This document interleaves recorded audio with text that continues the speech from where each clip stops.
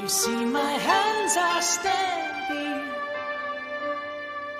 You've seen my face before.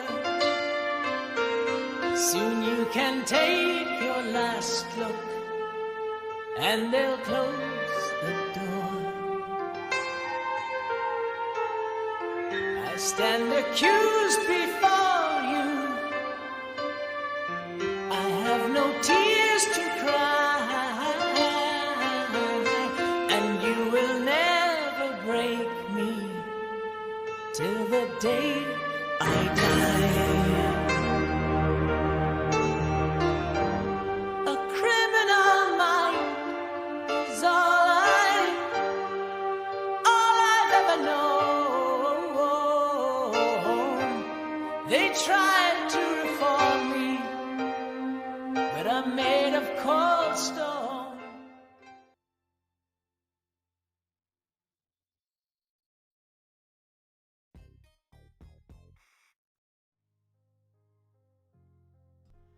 Bonsoir tout le monde, j'espère que vous allez bien. On va débuter ça. Je vais vous le répéter, je vais vous demander ce soir, s'il vous plaît, dans le chat, de faire preuve de respect, même plus qu'à l'habitude, face à la personne qui va venir en live avec nous. C'est quelqu'un qui s'est porté volontaire, qui est vraiment pas obligé de faire ça. Le but étant de vous apporter des réponses. C'est quelqu'un qui est professionnel dans le domaine. Donc, je vais vous demander, s'il vous plaît, les modérateurs, soyez intransigeants sur ceux qui viennent écrire des niaiseries. On les mute, tout simplement. Question de ne pas nuire à notre invité. Ça va être du contenu qui va être pertinent. Je pense qu'il est nécessaire. J'ai pas grand-chose à ajouter. Je vais demander, merci beaucoup pour le gun à cash, les amis. Comme d'habitude, si vous voulez faire monter la barre pour atteindre l'objectif, ça fait toujours plaisir si vous aimez ce que vous entendez. Je vais être honnête avec vous, je vais faire de mon maximum. Je suis un petit peu enrhumée, comme je vous ai dit hier. Finalement, ça s'est concrétisé. Merci pour la galaxie! Ça s'est concrétisé. Je suis un petit peu malade. La maladie ne me lâche point. Mais je vais faire mon possible pour vous animer ça au mieux de mes capacités. Donc, je demanderai à notre invité, si tu veux m'envoyer une demande, je vais pouvoir te faire monter tout simplement.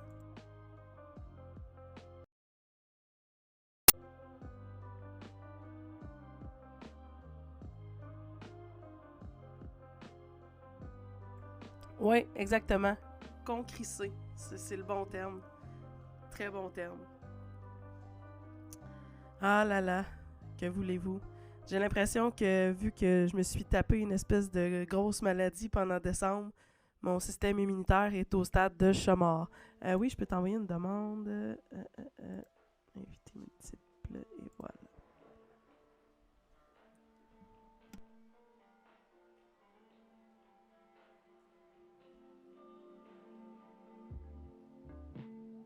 Merci beaucoup. Oui, j'attends le petit Jésus. Pour ceux qui ont vu ma story, c'est ça. J'attends un enfant, Jésus. La demande est envoyée. J'espère que ça va fonctionner.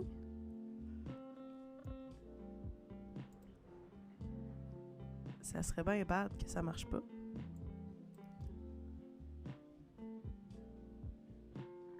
Merci beaucoup. Donc, un petit Jésus qui viendra bientôt nous rejoindre. Je vois pas la demande. On réessaye. C'est réessayé.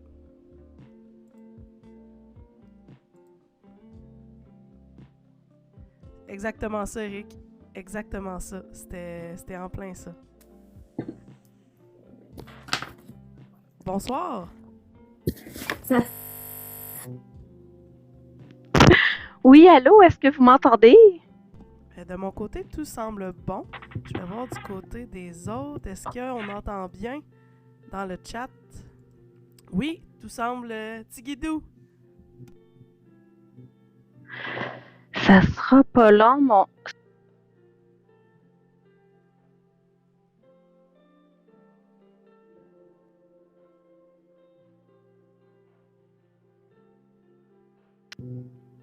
Est-ce que vous m'entendez toujours?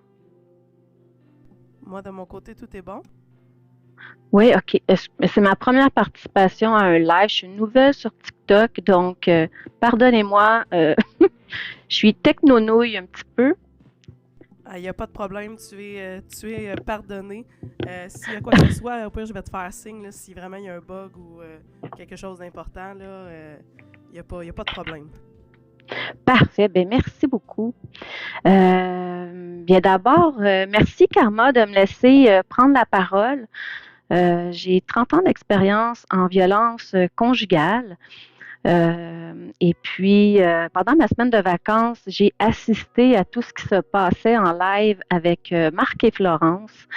Et j'ai tilté un petit peu par rapport aux propos qui étaient véhiculés et tout ça. Et j'ai envie de démystifier tout ça. Ben écoute, je te remercie premièrement de t'être offerte. Parce qu'on a beau faire des recherches, je dis on, là, mais j'ai beau faire des recherches puis aller chercher de l'information sur des sites et tout. Ça m'a vraiment fait plaisir que tu t'offres pour venir parler. On s'entend, là, tu vas garder l'anonymat pour des raisons qui, je pense, sont évidentes. Mais, ne doutez pas de la compétence de notre invité de ce soir. Je pense que c'est nécessaire. Puis je trouve ça bien d'avoir ton feedback sur ce que tu as vu. Puis je vais te laisser un peu aller. Moi, je suis là pour te poser des questions peut-être du chat si ça t'échappe un petit peu. Sinon, pour entretenir la conversation, mais tu sais, ce soir, c'est toi le grand maître. OK, parfait. Ben, c'est bien beau. D'abord, c'est important de prendre la parole, puis comme toi tu le fais, comme plusieurs l'ont fait, parce que la violence conjugale, c'est un enjeu de société. Donc, c'est pas vrai qu'il faut juste ne rien dire et ne rien faire. Donc, je vais commencer comme ça. Et puis, première des choses, on va démystifier c'est quoi une chicane de couple versus la violence conjugale, parce qu'on a tout à un moment donné pogné les nerfs, taper du poing sur la table, peut-être claquer une porte, crier des bêtises. Ça nous est tous arrivé, mais il y a une différence entre une chicane de couple puis de la violence conjugale. Dans une chicane de couple, il y a des compromis qui sont possibles. La personne, elle va rester libre de faire ses choix, puis elle ne va pas se sentir contrainte de se soumettre au désir de l'autre. Tandis que dans une relation abusive, les décisions vont être prises par un partenaire dominant qui vont devenir des règles. Puis quand elles sont enfreintes, ils vont avoir des conséquences pour la victime. Fait que c'est un petit peu ça que je vois dans ce que c'est un peu ça que j'ai vu toute la semaine que j'ai passée en vacances. Puis surtout, Marc se défend beaucoup en disant que on croit pas les policiers, que les policiers ont l'autorité, puis qu'on n'est pas des experts et tout. Mais malheureusement, quand les policiers se déplacent sur une scène, quand ils sont appelés et qu'il n'y a pas de traces physiques, on ne peut pas porter plainte pour violence conjugale. On peut porter plainte pour harcèlement, pour menace de mort, pour agression sexuelle, pour intimidation. Non, même pas pour intimidation, mais pour harcèlement. Mais pour du contrôle coercitif, on ne peut pas encore porter plainte. Donc, il y aura beau dire que les policiers ont fait leur enquête, puis qu'il n'est pas violent et tout ça, mais il reste qu'il y a beaucoup de contrôle coercitif dans ce que j'ai vu. Et ce que je démystifierai un petit peu ici, c'est quoi justement le contrôle coercitif, puis pourquoi on ne peut pas encore porter plainte? Parce que ça prend des preuves. Et quand il n'y a pas de traces physiques, c'est une toile d'araignée. Et ça commence toujours par une histoire d'amour. C'est ça qui est unanime dans tous les cas que j'ai pu accompagner. Ça commence d'abord et avant tout par une histoire d'amour. Puis il n'y a personne qui est à l'abri, peu importe ton âge, ton éducation, ton statut économique ou ton appartenance ethnoculturelle. Il n'y a personne qui est à l'abri. J'en ai vécu alors que je travaille dans le domaine. Fait que ça commence vraiment comme ça. Et ça s'installe insidieusement. C'est comme une toile d'araignée, une cage avec des barreaux invisibles. Et on voit très bien dans le cas qui nous préoccupe présentement que Florence est prise dans cette cage-là et que jamais quand les policiers vont se déplacer, jamais elle ne va porter plainte, jamais elle ne va jamais elle va parler contre Marc-André, elle le protège. Donc, Il y a une question.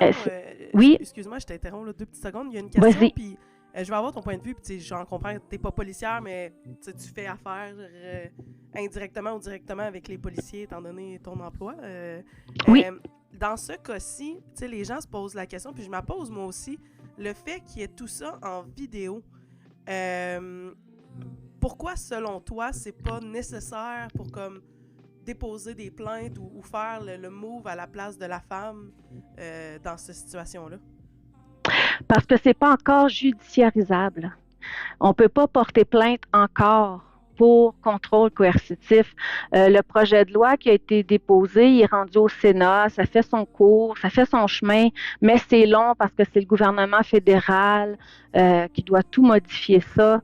Donc, ça ne se fait pas du jour au lendemain. C'est ça qui est grave là-dedans. C'est très, très long. Et c'est un peu pour ça là, que on peut pas porter plainte encore. C'est pas criminalisé, le contrôle coercitif. Fait que, Ce qui fait que souvent, malheureusement, puis c'est ce qui est triste, je pense qu'on le constate, les gens qui suivent les médias, c'est que souvent, à cause de ces raisons-là, ben, ça finit en escalade, ça finit en drame, ou en violence physique. Puis c'est là que les policiers peuvent intervenir parce que, comme tu disais, il y a des preuves qu'on voit avec nos yeux, tandis que le psychologique, ça laisse des marques tout aussi importantes, mais pas mal plus, comme tu disais, comme une toile d'araignée, c'est carrément ça. Oui, c'est ça. Puis la violence psychologique, elle est pire que la violence physique. La violence physique, tu vas à l'hôpital, tu as un bras cassé. Je ne minimise pas cette violence-là, mais la violence psychologique va détruire la personne. Elle va perdre complètement son identité. Elle n'aura plus confiance en elle, plus d'estime de soi. Fait qu'elle a comme pas d'autre place que de rester là-dedans. C'est pas facile de se sortir de ce cycle-là. Ça prend beaucoup de courage et ça prend un entourage, ça prend des ressources pour s'en sortir. Parce que tu es complètement dominé, tu es sous l'emprise de cette personne-là. Puis on le sait, là je suis pas médecin, je suis pas rien, mais tu sais, ce qu'on voit, ce qu'on entend, c'est qu'il y a des maladies, il y a une dépendance schizo-affective. Donc, ça va exacerber la violence. Jamais la maladie, là, Marc dit qu'il est autiste et tout ça, jamais la maladie va excuser les comportements qu'il a, mais jamais. J'ai des enfants autistes, j'ai moi-même un trouble de santé mentale et je suis complètement responsable de mes comportements. La violence, c'est un choix de comportement pour prendre le contrôle sur une personne, pour prendre le contrôle sur une situation. Ce n'est pas une perte de contrôle. Et, soit dit en passant, il y a aussi des hommes qui en vivent, mais dans 80% des cas, c'est des femmes qui en sont victimes et c'est 100% des féminicides. Donc, il y a des hommes qui peuvent aussi en vivre et c'est important de le mentionner parce que c'est pas juste des femmes qui peuvent en vivre. J'ai une petite question là, qui est plus comme d'ordre personnel face à ce que tu as constaté pendant ta semaine de vacances. Est-ce que toi, avant ça, tu avais une idée, tu avais entendu parler ou ça t'est arrivé comme un tas de briques là, en venant sur la plateforme? Comme un tas de briques, je te dirais. Puis ça a été complètement ma semaine là-dessus. Fait que là, j'ai compris qu'il y avait eu Florence et son troll auparavant et tout. Mais là, ils ont parlé de Discord, tout ça. J'ai aucune idée c'est quoi Discord. Je ne sais pas. Puis je connais pas personne sur TikTok. Toi, je te connais pas non plus. Je sais même pas c'est quoi ton vrai nom. J'ai entendu parler de ce qui s'est passé avec ta copine. Parce que j'ai suivi tout ça. Et il y a beaucoup de manipulation. Et il faut faire attention parce que il va utiliser beaucoup de manipulation et tous ceux qui donnent encouragent ce comportement-là parce que ça l'alimente dans son pouvoir, dans sa domination. Et c'est comme un alcoolique à qui on va offrir un verre de bière. On l'encourage, tu sais, il peut être déprimé, on lui dit tiens, prends donc une petite bière, mais on l'encourage avec ça, à rester dans ce comportement, à continuer de faire pitié, à continuer de dire qu'il faut qu'il paye ses factures, puis tout ça.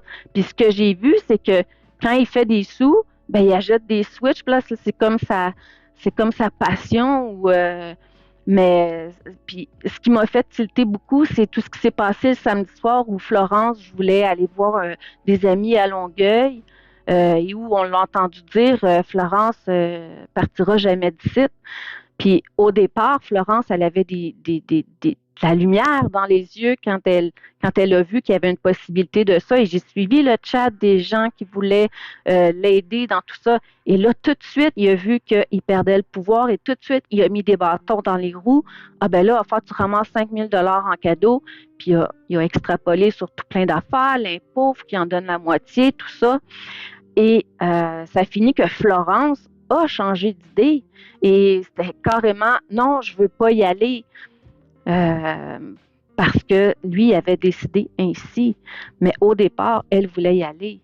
Donc, tout ça, c'est de la violence. Il n'y a pas juste la violence physique, c'est une violence psychologique, c'est une violence verbale, c'est une violence économique.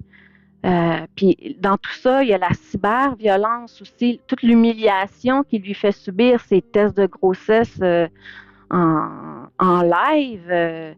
J'ai entendu qu'il avait en psychose, qu'il avait fait un live quand elle accouche. Moi, j'ai pas vu ces exposes-là, mais c'est ça du contrôle coercitif. Le contrôle coercitif va être utilisé en disant ben je fais ça parce que je veux la protéger. Puis c'est un peu ça qu'on voit quand elle va là, à l'épicerie, au centre d'achat. Là, il l'a en live, il regarde ses pieds, il compte les secondes, mais il fait ça pour la protéger, pour se protéger de la COVID, pour se protéger de toutes sortes d'affaires. Fait il a réussi à installer un climat de terreur, mais pour elle n'est pas terrorisée. Pour elle est en sécurité. Et c'est ce qui arrive à beaucoup de femmes victimes de violences conjugales, c'est qu'elles se sentent parfois en sécurité dans cette relation-là, car si elles quittent, elles ne savent pas où elles vont aller, qui va vouloir d'elles. Là, il y a beaucoup d'enjeux économiques, comment elle va faire pour avoir un logement, comment elle ne veut pas perdre son appartement. Elle est complètement, là, je parle en général, elles sont complètement dépendantes. Et à force de te faire dire que tu vaux rien, que tu es une maudite folle, que tu es toutes sortes de noms là, qui me viennent en tête, mais que je n'ose pas dire, ben, tu finis par le croire. Et je l'ai vu dans cette semaine-là même dire qu'elle avait une déficience intellectuelle. Il est revenu par après en disant non, là, mais c'est de l'humilier publiquement. Et tous ceux qui font des messages par rapport au physique de Florence, ça, je les dénonce parce que c'est pas comme ça qu'on va aider Florence. Florence, elle a besoin d'estime d'elle-même, elle a besoin de se faire complimenter, elle a besoin de reprendre confiance en elle. Et c'est pas en la dénigrant qu'on va réussir à faire ça. Mais justement, tu ouvres la porte à une question que j'allais te poser, parce que je l'ai vu passer dans le chat, puis on est plusieurs à se le demander. Moi, pour ma part, c'est la première fois de ma vie sur des réseaux sociaux que je vois des dynamiques comme ça qui perdurent dans le temps, qui sont exposées à nos yeux, qui fâchent les gens avec raison pour toutes les raisons que tu as nommées précédemment. Mais nous, en tant que spectateurs, qu'est-ce qu'on peut faire? Qu'est-ce qu'il faut faire? Ben, de dénoncer comme vous le faites, c'est ce qu'il faut faire, mais il faut arrêter surtout de donner des cadeaux. Puis je vois qu'il utilise tous les stratagèmes pour en avoir.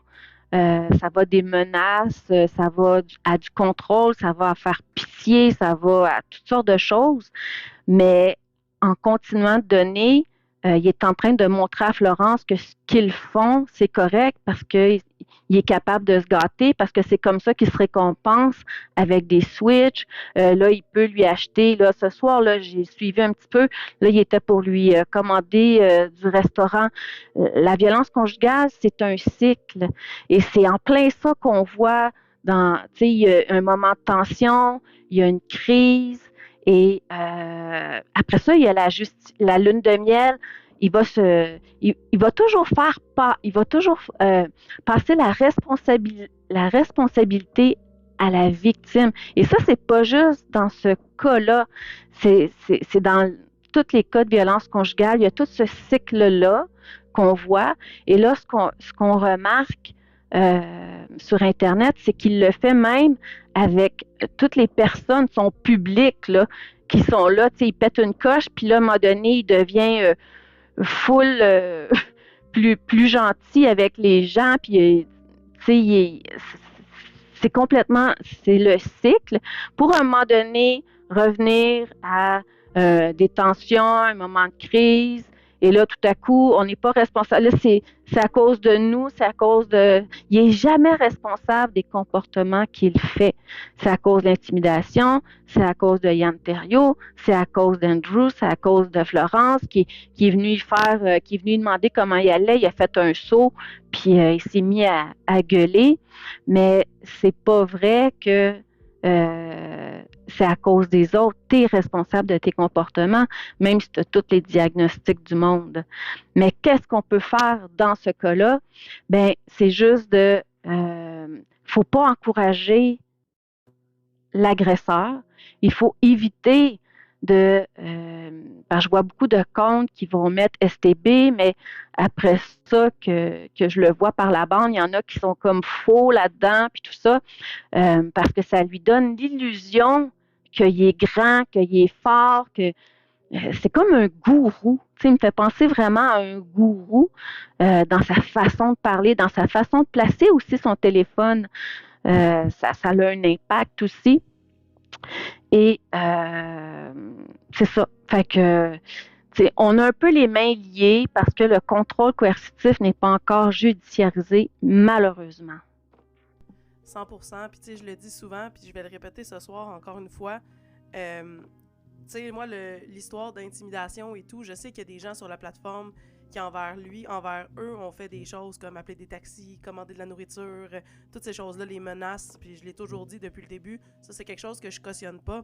Par contre, tu sais, moi, le fait que je me serve de cette dynamique-là pour en parler autant, c'est que, comme je disais précédemment, je n'ai jamais vu ça. C'est un exemple qu'on voit à tous les jours d'une dynamique qui est conflictuelle, qui ne fonctionne pas, qui n'a pas rapport avec la santé mentale, qui est vraiment de la violence conjugale, de la violence psychologique. C'est clair comme de l'eau de roche. Puis effectivement, je pense que ce qui fâche les gens, c'est qu'il y a des trolls dans tout ça, mais il y a aussi des gens qui embarquent dans ça. Puis comme tu disais, qui nourrissent ça aussi. Puis ça devient difficile de... Tu sais, là, je vais parler pour moi, mais ça devient difficile de dénoncer ça tout en étant dans l'espèce de game TikTok de l'affaire les commentaires et l'espèce de machine que l'application offre. C'est très, très, très, très difficile. Puis c'est sûr que je pense que comme moi, les gens, on a une frustration de voir que c'est clair, mais tout le monde, comme tu dis, a les mains liées. Puis on sait plus quoi faire avec ça.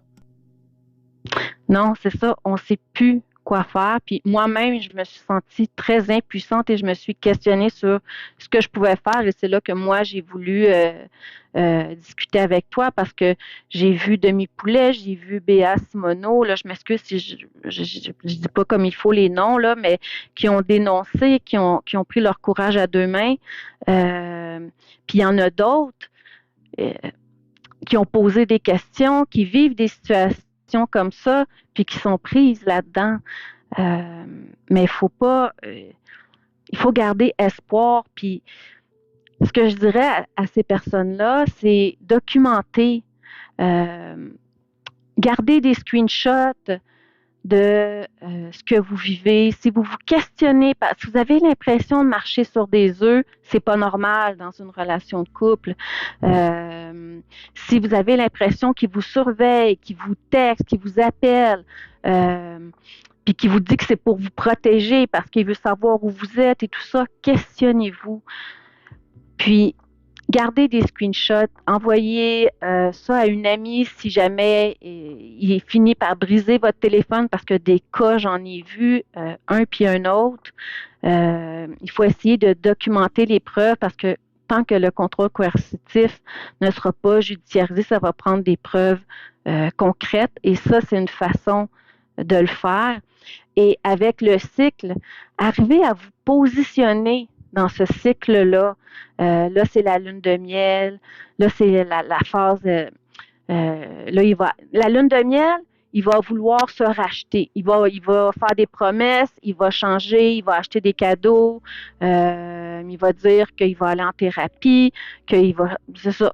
Et là, on va le croire parce que nous, on veut qu'il change, on veut que ça s'améliore, on veut retrouver cette personne-là de qui on est amoureuse. Et on a espoir que ça revienne. On a espoir de le changer, mais ça ne changera pas. Et au fil du temps que ça va passer, la lune de miel va rapetisser et les épisodes de violence vont toujours se rapprocher jusqu'à ce qu'il y ait une violence extrême, un féminicide. Et c'est toutes les femmes qui ont été tuées, c'est des femmes qui ne se sentaient pas nécessairement en danger. Il y avait un 810. Un 810, c'est un interdit de contact. Il y a beaucoup de femmes qui avaient des interdits de contact, c'est-à-dire que l'ex-conjoint ne devait pas rentrer en contact. Puis finalement, elles ont été tuées. Il y a des témoignages de familles, de voisins qui disent mais il n'a jamais été violent. Mais non, parce que ça paraît pas. Ces gens-là portent un masque. Et ce qui est paradoxal, dans le cas que l'on parle, c'est que tout ça nous apparaît quasiment 24 heures sur 24. Fait que c'est difficile de dire on n'a rien vu venir. 100%. Mais je te posais la question basée sur ton expérience parce que ta réponse m'intrigue. On a entendu souvent dans ce cas-là l'argument de s'il y avait de la violence, on serait pas en live. Ça serait quoi ta réponse à ça? Ben, il le fait pour quelque chose. Il le fait pour avoir des cadeaux. Je connaissais pas Ticlé, puis je suis allée voir un peu comment il gagnait. C'est fou l'argent qu'il gagne tout en étant sur l'aide sociale. Fait que ça leur rapporte. Et on a vu un expose où il explique justement à Florence le fait que les gens, en créant une histoire, en créant un drama, en créant tout ça, les gens vont comme vouloir s'habituer puis avoir de leurs nouvelles et tout ça. Donc, ça lui sert. Lui, là, il a besoin de se faire voir. Il a besoin d'être vu. Il a besoin, même si c'est une mauvaise publicité, il se nourrit de ça. Fait que c'est à lui que ça sert. Et ça justifie. Il se justifie en disant s'il y avait de la violence, on ne serait pas en live. Fait qu'il justifie tout ça par ses lives. Ça vient le nourrir lui. Tout ce qu'il fait, c'est en fonction de lui. Puis, on a entendu Florence dire, mais pourquoi elle était dans cette relation-là? Puis ce qu'elle disait, c'était, oui, mais il prend soin de moi, il me défend, tout ça, il m'achète des cadeaux. Mais en fait, c'est Florence qui prend soin de lui, parce que si on enlève Florence de l'équation, lui est obligé de se prendre en main. Tandis que là, Florence vient combler toutes les lacunes, toutes ses peurs, puis toutes ces maladies, toutes ces phobies qu'il se trouve de nourriture, de sortie et tout ça, ça lui sert. Quand ça ne lui servira plus, il va réussir à passer par-dessus, mais là, ça lui sert. Est-ce qu'il y a... C'est quoi les bougies d'allumage qui font en sorte, généralement, que les femmes vont avoir un wake-up call, là, de se dire OK, là, ça fonctionne pas? C'est souvent quand il y a des enfants, quand il y a... Quand ils s'attaquent aux enfants, les enfants sont des des victimes aussi de ça et elles veulent protéger leurs enfants. Et c'est là qu'il y a le wake-up call parce qu'elles peuvent être démolies, mais elles ne vont pas laisser démolir leurs enfants. Et c'est souvent la bougie d'allumage qui va faire « OK, là, il est temps que je protège mes enfants. » Puis, elles vont faire le choix de partir et tout ça. Mais elles savent aussi, c'est important de dire que lors d'une séparation, le risque homicidaire augmente. Puis souvent, là, je ne dis pas tout ce que je dis. J'aimerais juste ça qu'on ne pense pas que tout ça, c'est Marc. Je parle de mon expérience en général. Mais une femme qui se fait dire si tu t'en vas, je vais te tuer ou je vais tuer les enfants ou je vais me suicider, ben ça fait que cette femme-là a peur de partir. Fait qu'elle reste dans cette situation-là. Mais pour protéger ses enfants, elle va finir par partir, mais elle le sait que quand elle va le faire, le risque qu'elle se fasse tuer, il augmente parce qu'elle sent cette chaleur-là. Elle sent que elle ne sait plus il est où. Tandis que là, dans la maison, ben, elle sait ce qu'il fait, elle sait il est où. Fait qu'elle est en mesure, elle se sent plus en sécurité que si elle s'en va. Fait que c'est ça qui est difficile pour ces femmes-là. On ne se sort pas. Tu sais, c'est facile de dire, ben, elle a juste à partir, mais ça ne fonctionne pas comme ça. C'est une toile d'araignée et elles se sentent plus en sécurité dans cette relation-là qu'à l'extérieur de cette relation-là. C'est pour ça qu'il y a des ressources qui existent et c'est pas seulement les maisons d'hébergement. Puis ça, il faut respecter ça. Tu sais, quand on a une amie qui vient nous voir puis qui nous dit qu'il vit des choses difficiles, puis des fois, on a envie de la prendre puis de la brasser puis de dire « Hey, sors de là, tu le vois bien qu'il n'est pas fin » puis tout ça. Mais c'est un processus qui peut être très long et puis il peut avoir entre 8 et 10 séparations avant que ce soit la bonne. Parce que la femme, il y a tout un deuil qui vient avec et elle veut vérifier, elle veut donner une chance, elle veut retrouver cet homme-là. Fait qu'elle va retourner. Et même si elle se sépare, cette violence-là se poursuit. Fait que c'est pas en mettant fin à la relation que la violence arrête. Fait que c'est ça qui devient difficile. 100%. Puis tu sais, je le mentionnais hier en introduction du live que j'ai fait. Faut pas oublier aussi que avec tout ça, c'est une peine d'amour. Puis on a tous vécu des peines d'amour. Puis ben, la tentation de retourner, l'espèce de pattern que tout le monde ici a déjà au moins vécu une fois, même s'il n'y a pas de violence dans ta relation, une séparation, c'est déjà extrêmement difficile. Fait que si on ajoute à ça le sentiment de contrôle puis de pouvoir que le partenaire a sur toi, ben ça rajoute à l'emprise, puis ça rajoute au désespoir puis à l'envie d'y retourner aussi, là. Ben, tout à fait. Puis il reste que dans cette relation, il y a les lunes de miel quand même. Fait qu'elle, elle s'accroche à ça, elle s'accroche à cette espèce de petit cadeau-là, ce petit répit-là, dire, ben c'est pas juste noir ma relation parce que parfois il est fin, parfois il est attentionné, il me fait des cadeaux. Fait que c'est ça qu'on veut retrouver, c'est ça qu'on veut avoir. Et on le sait qu'à l'extérieur, bon, on est une moins que rien. Et Florence, elle est totalement dépendante de lui, là, sur tous les plans, même économiquement. Puis je suis certaine, et ça, j'ai essayé quelquefois de l'écrire dans son chat, mais je me fais bloquer tout le temps. Les gens, si elle quittait, si elle mettait fin à cette relation-là, puis qu'elle quittait, il y aurait tellement de monde en arrière d'elle. Puis je pense à sa famille que j'ai jamais vue, que je sais pas c'est quoi l'histoire de la famille et de l'entourage, mais je suis certaine que la famille serait présente, qu'elle aurait des ressources, parce que c'est ce que j'ai senti quand il y a eu ce samedi-là où elle voulait aller chez des amis, tu sais, à Longueuil, que les gens étaient prêts à se solidariser pour qu'elle puisse sortir. Mais Marc savait très bien que si elle sortait de l'appartement, les gens pouvaient lui jouer dans la tête. Et il a fait, il a carrément bloqué tout ça.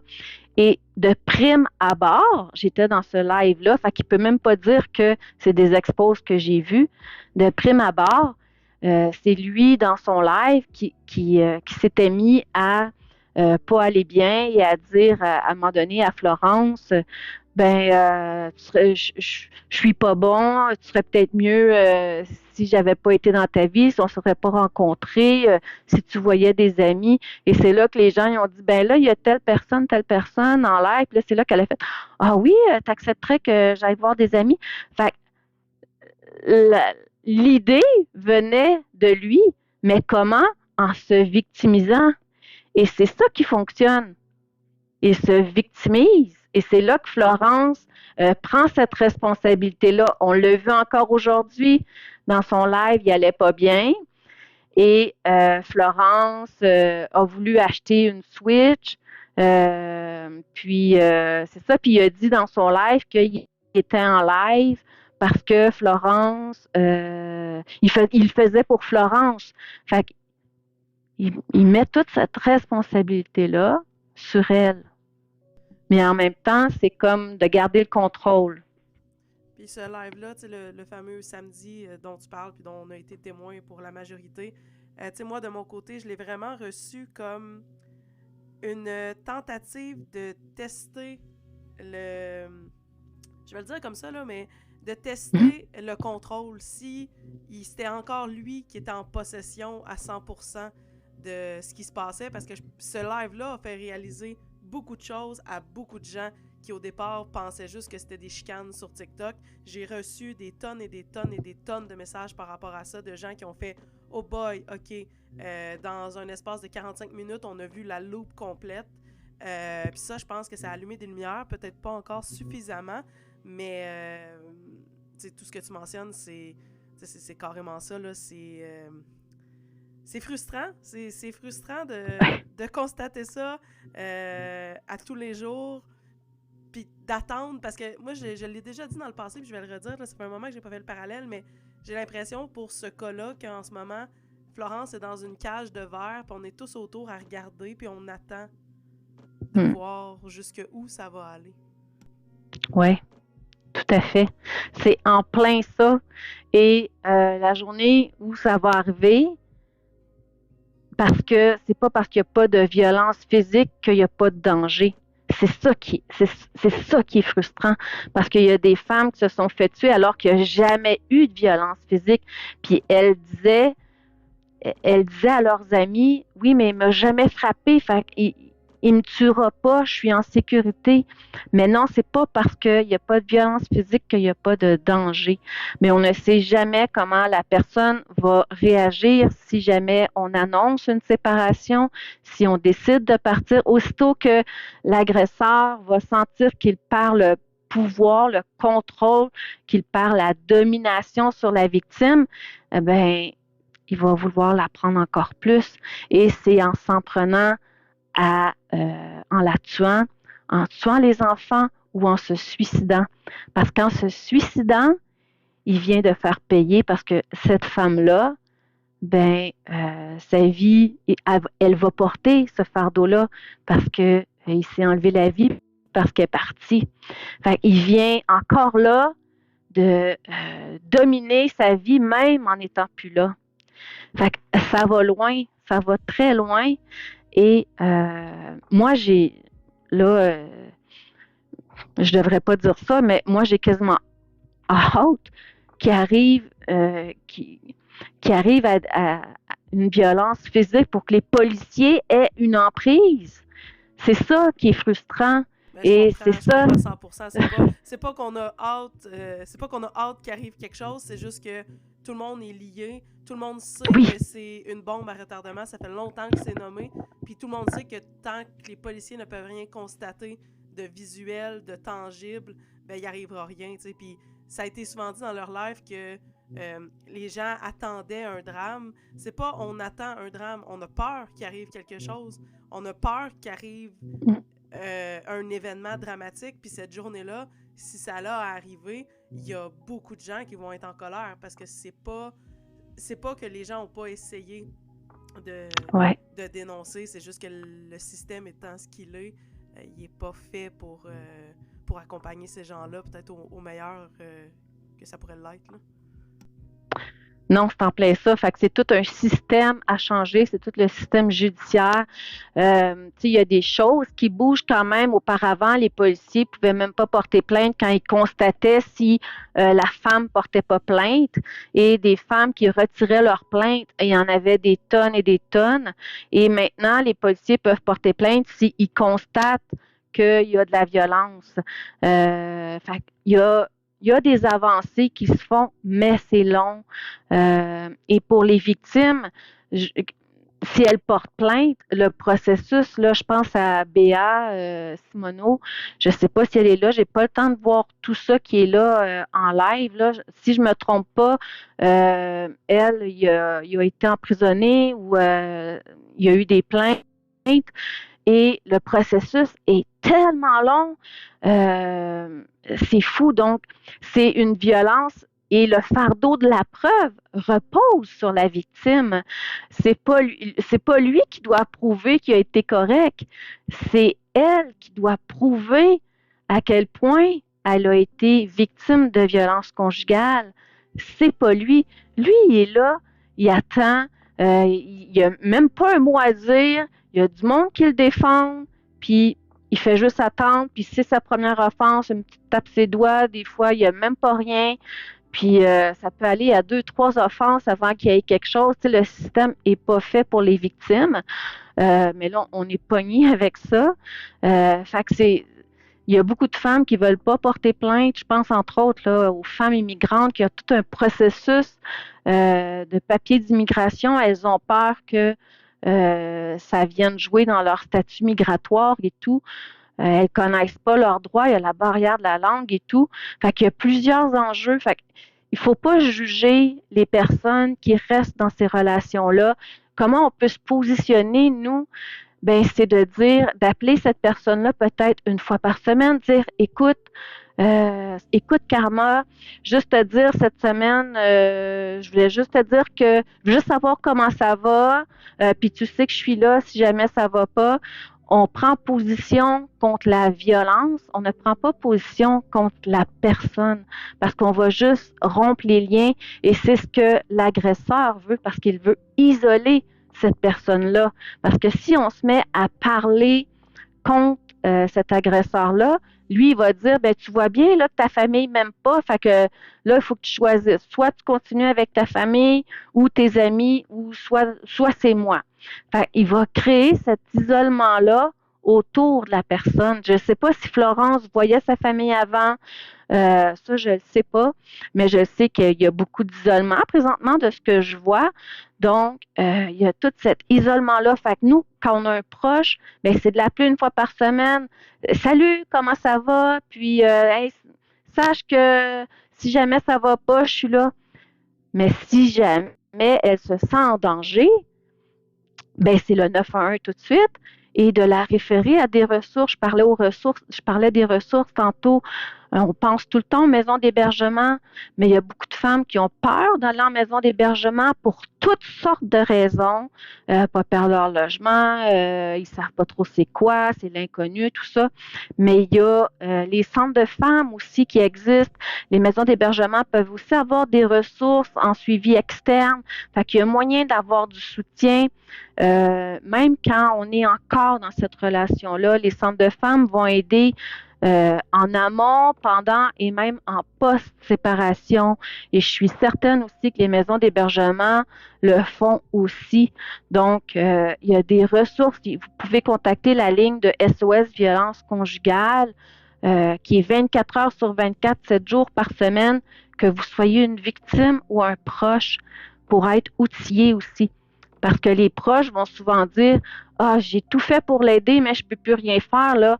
Là, ça me tue de la voir comme ça, fait que je préfère couper les ponts. » Mais c'est la chose à ne pas faire parce qu'il gagne et il faut garder ce lien-là, aviser cette personne-là. Écoute, moi, je suis quand même inquiète pour toi. Fait que aie tout le temps ton cellulaire avec toi. Si jamais il y a quelque chose, tu as besoin d'aide, appelle-moi. Puis on se donne un code. Par exemple, là, je dis n'importe quoi. Parle-moi de la grand-mère. Tu sais, si tu m'appelles, Hey Karma, là, j'aimerais ça avoir des nouvelles de ta grand-mère. Mais toi, ça te sonne une cloche que, oh, OK, là, faut que j'envoie la police. Tu te déplaces pas parce que là, tu mets ta propre sécurité en danger. Mais c'est le code pour dire, si je t'appelle, je te parle de ma grand-mère ou je te demande de me parler de ta grand-mère, je veux que tu envoies les policiers euh, chez moi.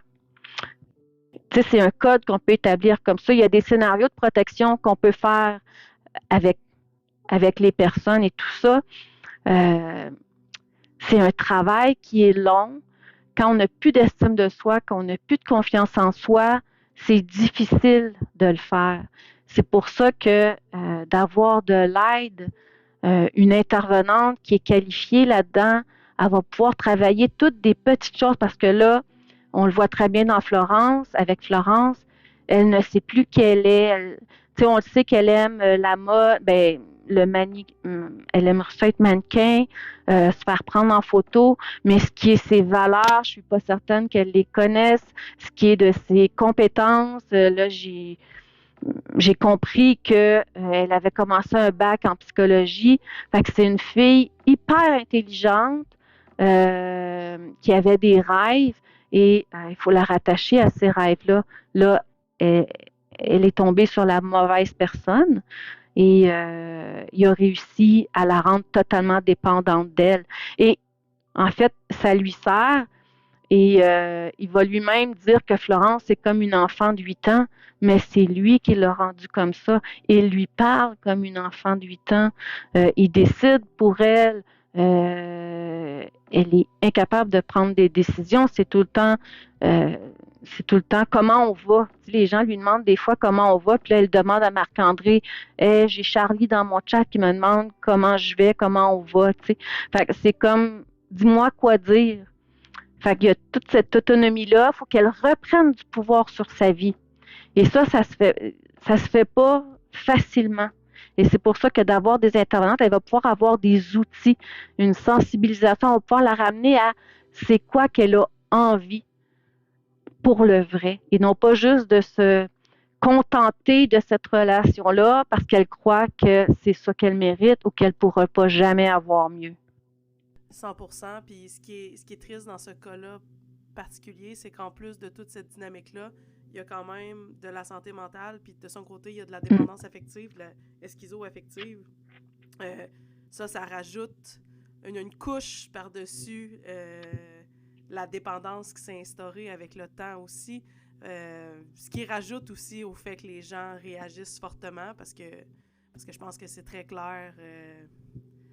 c'est très clair qu'il y a quelque chose qui ne fonctionne pas. Puis, je veux qu'on parle un petit peu des lueurs d'espoir parce que je sais que j'ai reçu beaucoup de messages de gens qui me disaient écoute, si ça, c'est sur le web quasiment 24/7 puis il se passe rien, j'ose même pas imaginer dans les maisons où les gens sont pas en live, ça veut dire qu'il se passe rien, qu'il n'y a pas d'espoir finalement. Là. Puis, j'aimerais peut-être qu'on parle un peu de ça parce que sinon, c'est sûr que ça fait un portrait qui est assez dramatique de la situation. Hein. Oui, c'est assez dramatique, puis surtout quand je dis que le risque homicidaire augmente quand il y a une séparation, ça fait pas très je vais partir, je vais quitter cette relation-là. Mais tu sais, juste pour revenir à pourquoi elle part pas, questionnons-nous à comment l'agresseur s'y est-il pris pour l'empêcher de partir. Tu sais, repositionnons cette question-là. Et oui, il y a de l'espoir parce que des femmes qui s'en sortent, elles sont nombreuses. Là. Je pense encore à Béa Simoneau, là, que je suis là maintenant. Fait que oui, ça existe. J'en ai des exemples concrets à toutes les semaines. Et il y a de l'aide financière d'urgence pour les femmes victimes de violences. Il y a la SHQ qui a différents programmes pour de l'accès au logement. On peut mettre fin maintenant à un bail quand il y a de la violence, même si on n'a pas porté plainte. Il y a l'IVAC qui est là aussi. Et tout ça, vous pouvez avoir de l'accompagnement. Fait que, oui, ça prend du courage, mais il y a de l'espoir parce que elle respire. Vous respirez encore. Fait que tant que vous respirez, vous pouvez aspirer à autre chose. Puis ça se peut. Et il faut y croire. Puis c'est le plus beau cadeau que ces femmes-là peuvent pas se faire. 100%. Je suis très d'accord. Puis, tu sais, dans la situation, tu sais, il y a beaucoup de questions dans le chat qui demandent oui, mais tu sais, dans la situation actuelle qu'on voit sur TikTok, qu'est-ce qu'on peut faire? Tu sais, je pense que la prévention, d'en parler, de dénoncer, Ouais. c'est sûr que tantôt, il y avait une question qui était intéressante, là, puis pour avoir ton point de vue là-dessus, est-ce que selon toi, le fait de faire ce qu'on fait en ce moment, oui, c'est bénéfique, tu sais, ça j'ai aucun doute là-dessus, mais est-ce qu'il peut y avoir une portion qui est négative puis qui pourrait avoir un impact sur Florence directement, ce qui ferait en sorte qu'on serait peut-être mieux de ne pas en parler? Je me suis questionnée beaucoup, tu sais, par rapport à tout ça. Tu sais, puis je me suis même dit, tu sais, par rapport à la pétition, si jamais ces comptes sont fermés, bien c'est sûr qu'il va trouver un moyen de revenir. Mais là, au moins, on voit Florence, on voit qu'elle est vivante, on voit, tu sais, qu'elle est là. Puis c'est sûr que toutes les vues, euh, toutes les STB là, qu'on voit, ça l'alimente et ça n'aide pas Florence. Tous les cadeaux qu'on fait, ça les empêche de se prendre en main. Puis, tu sais, mais envoyer la police pour le fun ou on craint, tu sais, parce que ce que j'ai aussi entendu Marc-André dire que les policiers étaient allés là très, très souvent. D'envoyer les policiers là, ça met beaucoup de pression peut-être sur Florence. Il n'y a rien qui excuse la violence, ni la maladie, ni la consommation, ni rien. Et si jamais on voit qu'il y a un danger, il faut, oui, contacter le 911. Les policiers, c'est leur job de faire ça. Puis moi, comme personne, je me questionne à comment ça les voisins ne contactent pas les policiers quand il y a des cris, quand on l'entend crier, là, mais ça, c'est un autre débat. Puis, mais là,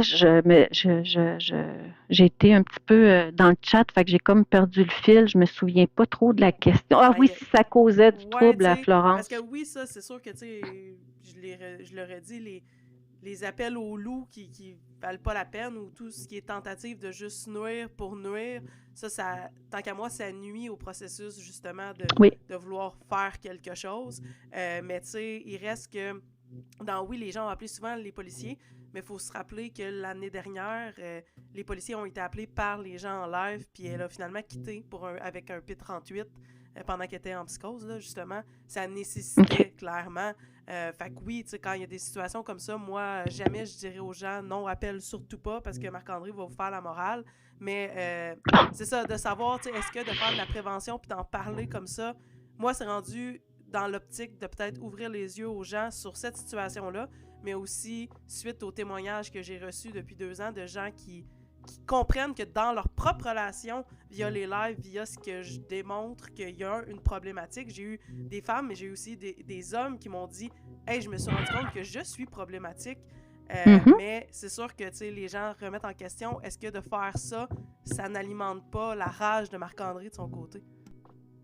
Non, je crois pas. Puis je suis d'avis qu'il faut en parler, il faut sensibiliser. Puis ce que je comprends, c'est que sur TikTok, il y a beaucoup plus de jeunes que de personnes de mon âge, mettons.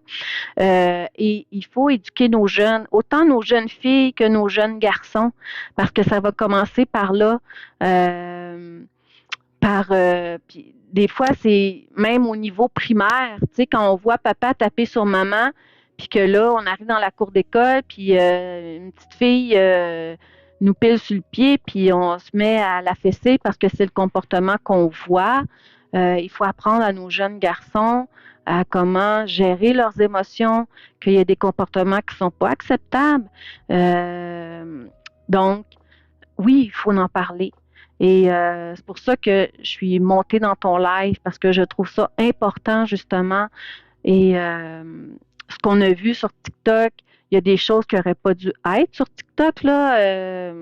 La psychose et tout ça, tu sais, je me dis, ça, c'est n'importe quoi, là. Mais il faut en parler. Et il faut Puis la façon que tu le fais, Karma, c'est tout le temps avec une sensibilité, juste ton ouverture, là, tantôt, pour souligner justement ces femmes-là, les féminicides, le respect. C'est comme ça qu'il faut le faire. Et c'est pas en appuyant Marc-André qu'on va réussir à le faire. Il faut continuer de encourager Florence à se retrouver, lui dire que elle est belle, que tu sais, parce que quand même, elle passe une partie de sa journée, sinon toute sa journée là, en live. Puis c'est lui qui contrôle de ce que j'ai vu beaucoup. Puis oui, elle n'écoute que lui parce que elle est brainwashée totalement dans sa tête et elle le fait aussi parce qu'elle le sait que si elle ne le fait pas, ben il va pogner les nerfs. Mais ça, c'est souvent inconscient. Elle va acheter la paix. Oui, puis et on même voit dans le non-verbal souvent là, que oui. elle va prendre la décision. Tu sais, ça, c'est... Puis tu sais, moi, je le vois, tu sais, faire des grands monologues sur déconstruire tout ce que je peux amener en live. Mais tu sais, s'il y a quelque chose qui ment vraiment pas, c'est le non-verbal. C'est ton corps qui réagit, là, carrément, là. Ben, carrément.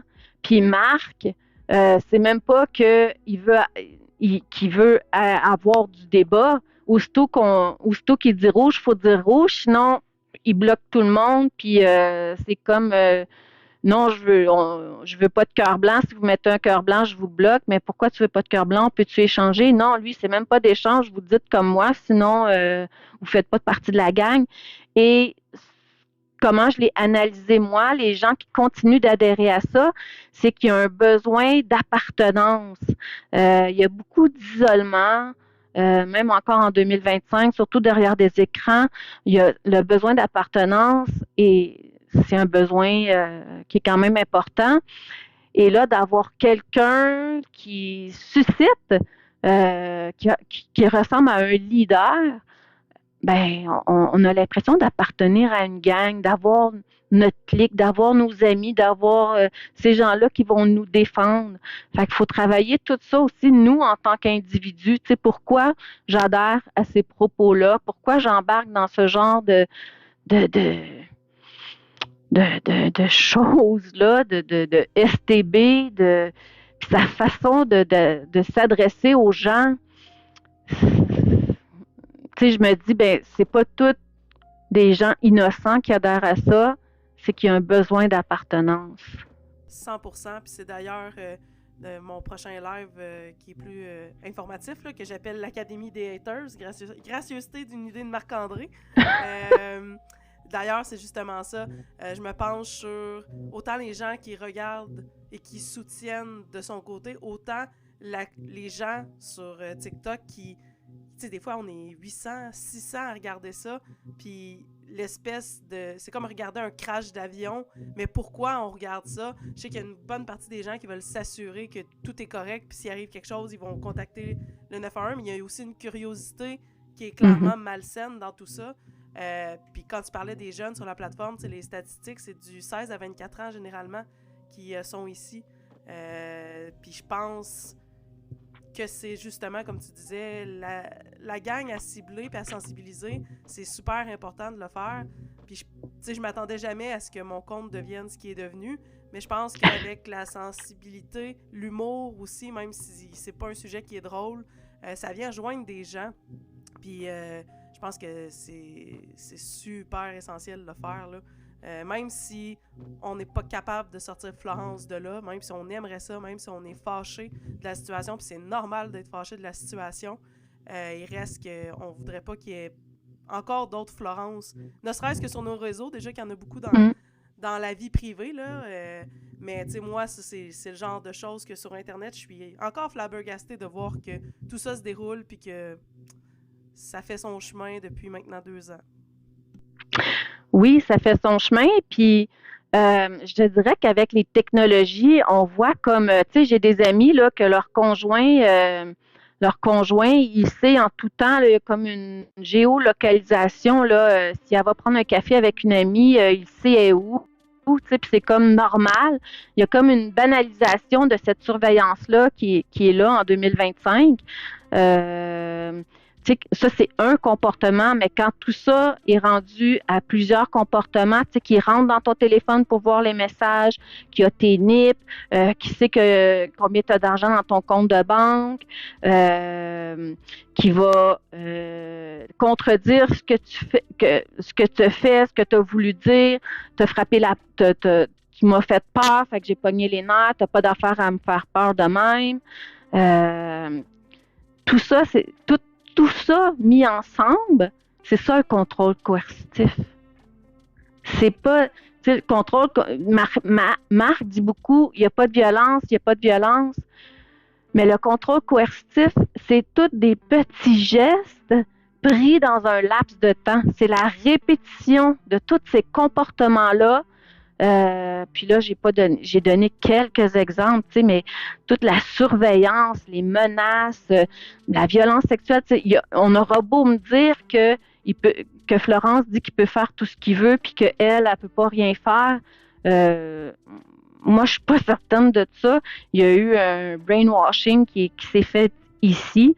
L'humiliation, je pense qu'il lui a déjà dit qu'elle avait l'air d'une mop, qu'il fallait qu'elle bouge sur le live, l'isolement, tout ça mis ensemble, c'est ça le contrôle coercitif.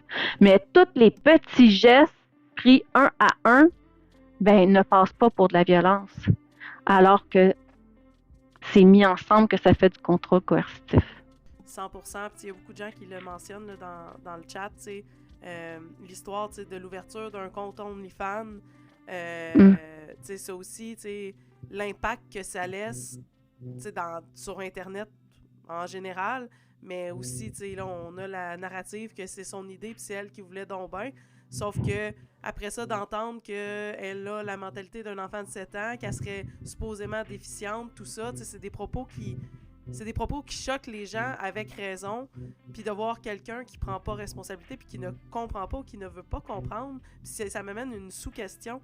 Est-ce que, selon toi, c'est possible que des fois, des partenaires qui sont des agresseurs n'aient pas conscience qu'ils sont des agresseurs? Ça... Là, tu m'embarques dans un sujet. Oui, en fait, ils ne sont pas responsables. C'est tout le temps à cause des autres. Et oui, il y a des ressources pour hommes qui existent. Il y a des ressources, quand on a des problèmes, parce que Marc-André en a parlé, là, qui faisait une thérapie pour gérer ses émotions, tout ça. Je ne peux pas dire qu'il est conscient qu'il est violent. Parce que tout est fait pour lui.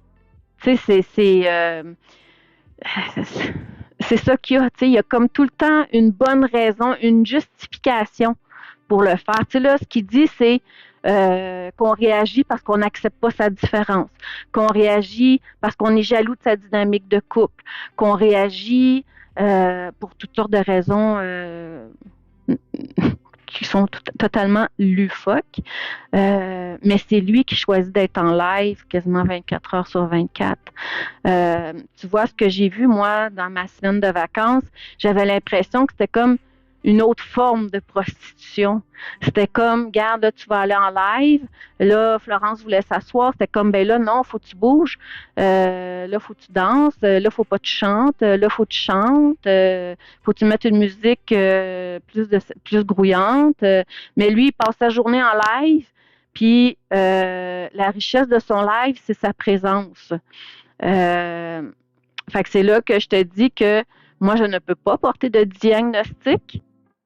Mais il y a un regard sur lui-même à faire. Et ce n'est pas seulement Marc-André, c'est souvent récurrent dans les relations de violence conjugale où l'homme ne se voit pas comme une personne violente. Il va réagir, il va perdre le contrôle, il va se justifier, mais jamais il est violent. Je suis 100% d'accord avec toi, en tout cas, tout ce qui est, ben, depuis le début, en fait, là, mais sur ce qui est l'exploitation, là, il n'aimera pas ça que je dise ça en live, mais je vais le dire, parce qu'on est sur le sujet, là. Mais, tu sais, moi, je l'ai déjà mentionné à des gens de mon entourage que, à mes yeux, à moi, c'était un pimp avec une connexion Wi-Fi en ce moment, là. Tu sais, il gère ça comme un Damien dans Fugueuse, mais t'enlèves l'aspect « on est dans la rue ». Puis je sais que s'il écoute ça, il sera pas content. Sauf que s'il regarde ses agissements et sa manière de gérer le show, entre guillemets, c'est carrément ça. Là. Pas le droit de pause, pas le droit de ci, pas le droit de ça. Puis si tu fais bien ta job, tu as une petite récompense. Ça aussi, c'est oui. quelque chose. Puis l'autre fois, c'est lui qui lui donnait ses patates, là. Tu sais, elle pouvait même pas manger tout ça. C'est lui qui a nourri ça avec la cuillère. Tu sais, fait que c'est là où je te dis, c'est pas sain. C'est pas sain. Mais pour ça, on peut comme pas faire grand-chose parce que même si on se mobilise, même si on contacte les policiers, puis elle a dit oui, mais c'est moi qui veux ça parce que moi, je suis une soumise, je suis une dépendante, tout ça.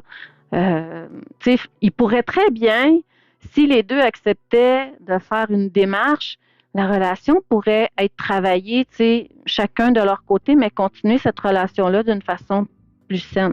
Tu sais, Marc pourrait travailler ses comportements, Florence pourrait travailler aussi sur elle-même, puis il y aurait moyen de faire une relation peut-être plus saine. Mais là, c'est leur dynamique qui est comme ça, puis les deux sont OK avec ça, mais je suis sûre que si on fait un cheminement avec Florence, elle va réaliser que cette relation-là, elle est pas saine, puis qu'elle est pas bien, mais on ne peut pas le faire pour elle présentement. C'est ça le problème. Il y a quelqu'un qui pose une question dans le chat. C'est quoi les signes physiques d'une femme qui va subir de la violence psychologique? Ah, quelle bonne question. Il y a les signes physiques. Attends une seconde. J'avais fait quelque chose ici. Il y a 7 indices de violence. C'est pas nécessairement des signes physiques. Les signes physiques, c'est sûr que tout ce qui est les marques, le maquillage là, qui va servir souvent de camouflage, les manches longues en été. Les conjoints vont souvent frapper la tête parce que c'est plus difficile de voir les traces. Les étranglements, ça peut être plus difficile. Tu sais, avant que ça laisse une marque visible, ça peut être plus long qu'on pense, mais il peut y avoir d'étranglement, mais ça ne sera pas nécessairement visible. Mais il y a 7 indices de violence. C'est au niveau de l'intention, comme on parlait tantôt, là, faire la différence entre une chicane de couple versus de la violence. La répétition, donc tout ce qui est répétitif, puis là, on peut s'identifier dans le cycle. Tu sais, on voit les tensions, on voit la crise, on voit les justifications, on voit la lune de miel, puis là, ça recommence. Il y a un gain, c'est-à-dire que la personne, elle a le contrôle et c'est elle qui décide, il y a un gain. Il n'y a pas de geste de réparation, puis ça, on le voit beaucoup là, dans cette relation-là.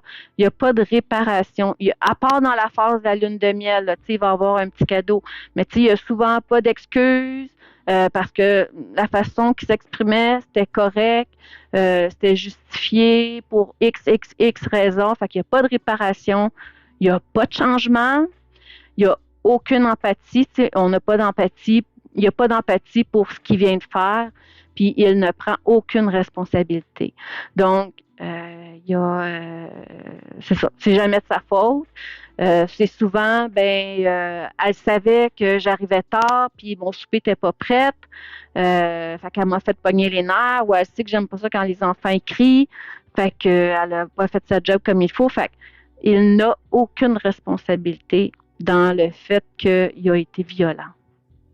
Fait que ça, ce serait les 7 indices là, pour dire qu'il y a de la violence. Puis c'est sûr que tout l'isolement, tu sais, on l'invite parfois à venir prendre un café ou à venir à une fête de famille. Puis là, il y a tout le temps des raisons. Ah, ben non, là, j'ai mal au ventre. Ou tu sais, elle va commencer à éviter les sorties, à moins voir ses amis. Il va y avoir un isolement. Plus d'absence aussi au niveau du travail. Elle ne va pas rentrer travailler pour toutes sortes de raisons. Il y en a même qui vont perdre leur job à cause de ça.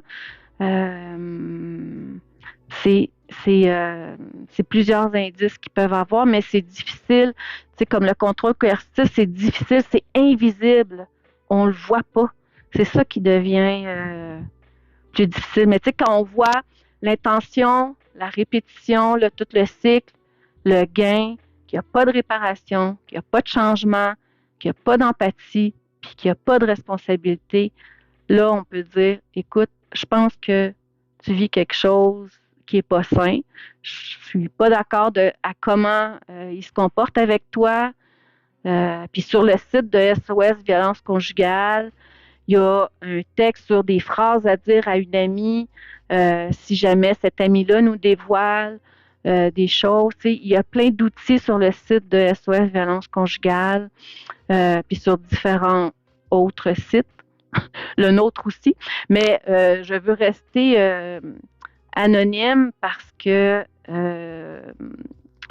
on reçoit beaucoup de demandes et là, on n'est pas en mesure on traite les urgences, mais c'est pour ça que je vous réfère plus aux ressources autour. Et il y a aussi que je ne veux pas faire appeler toute la gang. Je veux pas que mon équipe de travail subisse les contre-coups de mon choix de prendre la parole avec toi ce soir. Fait que c'est pour ça, j'aurais aimé ça donner ma référence et tout. Tu sais, peut-être que les gens peuvent m'écrire en privé. Je peux peut-être outiller comme ça où ils peuvent entrer en contact avec toi. Mais c'est ça. Tu fais très très bien parce que justement là, nous on est en train de gérer un dossier par rapport à ça pour un peu le même type d'histoire où j'ai osé mentionner intervenante puis là ça a fait effet boule de neige. Fait que c'est très correct que tu restes anonyme puis de toute façon avec tout ce que tu nous as livré, je pense que l'expérience s'entend, c'est très très clair là. Ben merci. Puis merci à tous ceux qui prennent la parole, tous ceux qui dénoncent, parce que j'en ai vu des écrits en disant dans les chats qui disaient ben ça nous regarde pas, mais c'est complètement faux. Ça nous regarde. La violence conjugale, c'est un enjeu de société. Les jeunes vivent aussi des relations parce que la violence dans les relations intimes existe. Puis aussi, ce que je dirais, c'est ne pas mélanger la violence réactive à de la violence conjugale. Parce qu'on va souvent entendre, oui, mais elle aussi est violente ou c'est elle qui est violente, alors qu'il peut y avoir tout simplement une forme de violence réactive chez la femme. C'est là où ça amène souvent des plaintes croisées là, au niveau des policiers, mais ça, c'est un autre. Mais tu sais, c'est important de le savoir. Souvent, on va dire, oui, mais c'est elle qui n'arrête pas de crier. Mais il faut faire la distinction entre la violence et la violence réactive. 100%. Puis, écoute, je te remercie énormément d'être venu ce soir puis de t'être proposé pour transmettre tout ça. Je souhaite vraiment que le système facilite les démarches, autant pour vous, pour votre travail, parce que c'est ma conjointe qui a été dans ce domaine-là pendant un petit bout. Je sais que la charge de travail puis les tiraillements intérieurs que vous pouvez avoir, parce que vous avez vous aussi un peu les mains liées, est-ce que vous pouvez pas faire de miracle. Autant pour vous que les gens qui sont dans le chat ou qui sont dans des relations comme ça, que Christy, quand tu fais un pas en avant qui a été difficile à faire, ben que le système t'épaule puis que tu sois pas en reconstruction, en plus dans le processus de prouver que tu as vécu de la violence, là, c'est un gros fardeau pour les femmes et les hommes aussi qui veulent se sortir de ça, là. Bien, tout à fait. Puis, pour terminer, ce que je dirais, c'est éviter toutes les menaces que vous pouvez faire à Marc. Tu sais, qu'il aille se pendre, voir s'il y a de la corde au Rona, parce que ça, je les ai vus aussi dans les chats. Ça, c'est, pour moi, ça n'a pas sa place. Puis ça va juste l'aider à se victimiser encore plus et il ne se prendra pas en charge lui-même parce que vous devenez maintenant les agresseurs. Alors, faut pas embarquer dans cette escalade-là. 100%. 100%. Puis je fais même du pouce là-dessus. Dites-vous que quand vous faites ça, vous venez miner la crédibilité des démarches qui peuvent être faites hors TikTok. On ne sait pas ce que la famille peut faire de leur côté. Tu sais, moi, je l'ai déjà dit, j'ai eu quelques contacts avec des membres de la famille. C'est pas des gens qui sont assis les bras croisés en se disant « Ah ben, gardons ça, c'est bien plate ». Dites-vous que si vous, ça vous touche, puis c'est des gens que vous ne côtoyez pas dans la vie de tous les jours, puis que c'est pas des membres de votre famille, si c'était votre fille, si c'était même votre fils qui était exposé comme ça sur les réseaux, dites-vous que ça vous brasserait quelque chose à l'intérieur, vous aussi, là. Bien, tout à fait. Puis il y a des ressources, autant pour elle que pour lui. 100%. OK?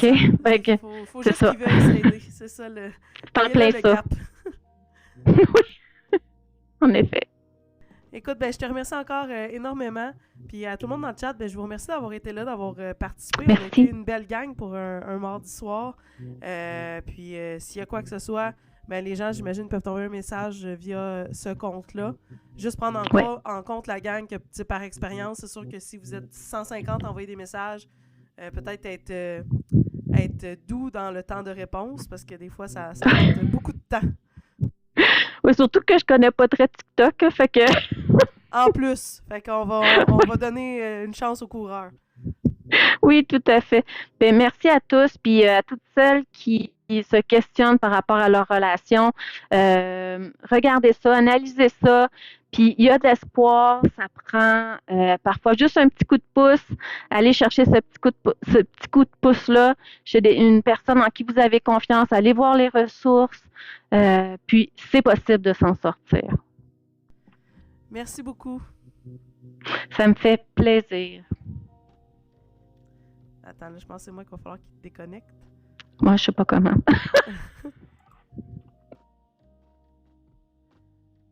Donc, la gang, je vous remercie pour une deuxième fois d'avoir été là. Je sais que les mardis soirs, c'est peut-être pas le jour le plus achalandé sur TikTok, mais je pense que c'était un live qui était nécessaire. C'était nécessaire. J'ajouterai rien à ça. Ça vous donne des pistes. Je suis très, très, très contente que cette dame-là soit venue en live ce soir. C'est des conseils qui sont précieux. C'est des discours c'est un échange qui est précieux à avoir. Je pense que la plateforme doit avoir des échanges comme ça de manière plus régulière. Ça vous donne des bonnes pistes pour aider les autres, pour vous aider vous-même. La violence conjugale, ça a été mentionné, c'est quelque chose qui touche tout le monde. Ça touche peut-être votre fille dans le futur, votre fils, on ne sait jamais ce que l'avenir nous réserve, une future relation. C'est important de savoir les signes, c'est important de savoir flaguer les situations toxiques autour de nous, puis d'être capable de réagir de la bonne manière pour essayer de pousser ça vers un avenir meilleur. C'était mon speech de Carmala. Donc là-dessus, tu dois faire une vidéo de son intervention. J'imagine que Canola va l'avoir pour ceux qui auraient manqué ça. D'après moi, Canola va être là. Je vais confirmer avec eux, mais j'imagine que ça devrait être disponible en rediffusion. Là-dessus, écoutez, je vous laisse pour la soirée. Je vais aller me reposer, question de ne pas avoir un rhume encore pire demain matin. Soyez intelligents si vous allez dans certains lives où il y a des choses qui brassent. Gardez votre esprit critique, gardez en tête tout ce qui a été dit ce soir. Je pense que vous êtes intelligent, vous êtes intelligente, vous êtes capable de vous faire votre propre opinion sur tout ce qui se déroule en ce moment. Puis nous autres, on se redonne un prochain rendez-vous très bientôt, justement, pour le live par rapport à pourquoi on consomme ça, qui sont les gens qui encouragent ça. Je voulais faire le live plus rapidement, mais ça demande quand même plus de recherche. Je veux faire quelque chose qui est complet. Donc, là-dessus, on se donne rendez-vous peut-être au courant de la semaine prochaine. Je vous souhaite une excellente fin de journée et à très bientôt!